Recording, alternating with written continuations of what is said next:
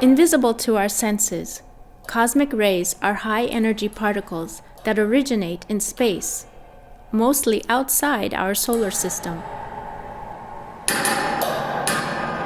Traveling at nearly the speed of light, they can penetrate any matter and can be stopped only by the vast thickness of our planet.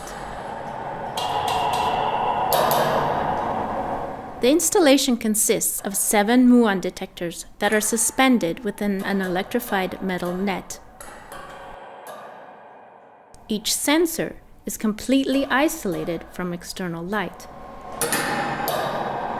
When the cosmic particle hits the scintillator, the energy absorbed by this collision is emitted in the form of light, which is then captured by the silicon photomultiplier. The reaction triggers a flash of light and a mechanical sound, making the invisible perceivable.